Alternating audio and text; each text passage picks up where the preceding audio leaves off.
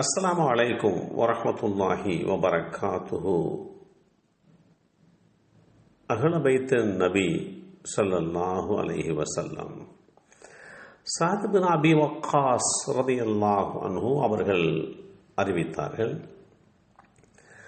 அல்லாஹ்வுடைய தூதர் ஸல்லல்லாஹு அலைஹி வஸல்லம் அவர்கள் அலி ரலியல்லாஹு அன்ஹு அவர்களை பார்த்து சொன்ன 3 விஷயங்கள்.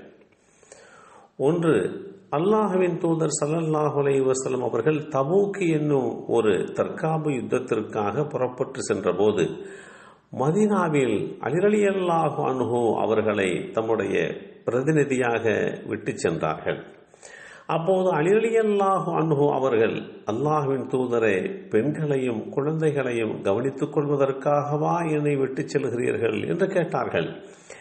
அதற்கு அல்லாஹ்வுடைய தூதர் ஸல்லல்லாஹு அலைஹி வஸல்லம் அவர்கள், அல்லாஹ்வுடைய தூதராக ஏற்றம் பெற்ற மூசா அலைஹிஸ்ஸலாம் அவர்களிடம் ஹாரூன் அலைஹிஸ்ஸலாம் அவர்களுக்கு இருந்த அந்தஸ்தில் என்னிடம் நீங்கள் இருப்பதை விரும்பவில்லையா? அப்படித்தான் நீங்கள் இருக்கிறீர்கள்.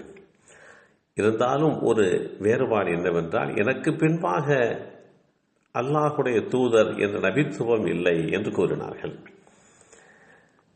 இரண்டாவதாக, அல்லாஹ்வுடைய தூதர் ஸல்லல்லாஹு அலைஹி வஸல்லம் அவர்கள் ஹைபர் என்ற தற்காப்பு யுத்தம் நடைபெற்ற நாளில், நான் இஸ்லாமிய சேனையின் கொடியை ஒரு மனிதரிடம் கொடுக்க போகிறேன். அவர் அல்லாஹுவையும் அவருடைய தூதரையும் நேசிக்கிறார்.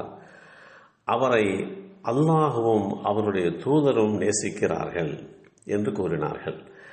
அந்த மனிதர் நாமாக இருக்க வேண்டும் என்ற ஆசையில் நாங்கள் எங்கள் தலையை அல்லாஹ்வுடைய தூதர் ஸல்லல்லாஹு அலைஹி வஸல்லம் அவர்களுக்கு முன்னால் உயர்த்தி காட்டினோம்.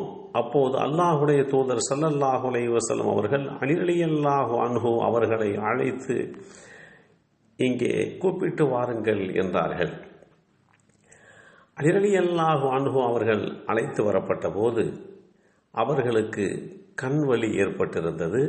அவர்களது கண்ணில் அல்லாஹ்வுடைய தூதர் ஸல்லல்லாஹு அலைஹி வஸல்லம் அவர்கள் தன்னுடைய உமிழ் நீரை எடுத்து தடவி கண்வலியை குணப்படுத்திவிட்டு கொடியை அவர்களிடத்திலே கொடுத்தார்கள். அவர்களுக்கு அந்த தற்காப்பு யுத்தத்திலே அல்லாஹ் வெற்றியை வழங்கினான்.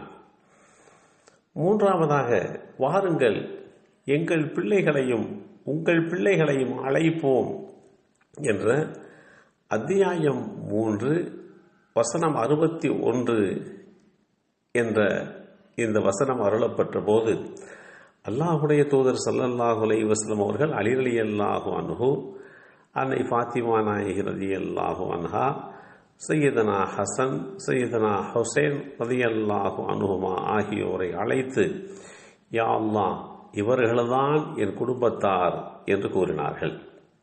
இந்த செய்தி ஸஹீஹ் முஸ்லிமில் 4778 என்ற எண்ணிலே பதிவு செய்யப்பட்டிருக்கிறது. அல்லாஹ்வுடைய தூதர் ஸல்லல்லாஹு அலைஹி வஸல்லம் அவர்களுடைய குடும்பத்தினரை நேசிப்பது நம் மீது கடமையாக இருக்கிறது.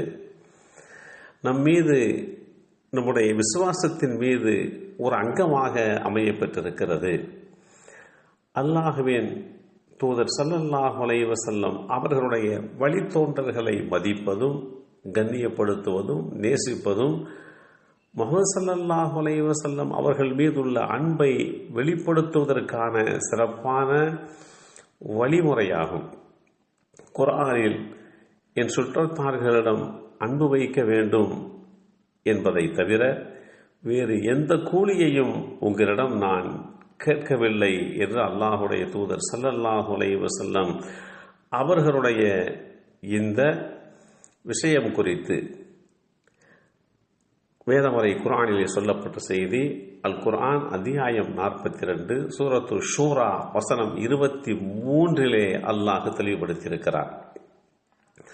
அல்லாஹ்வுடைய தூதர் ஸல்லல்லாஹு அலைஹி வஸல்லம் அவருடைய குடும்பத்தினர்கள் அந்த அளவிற்கு மேன்மைக்குரியவர்கள்.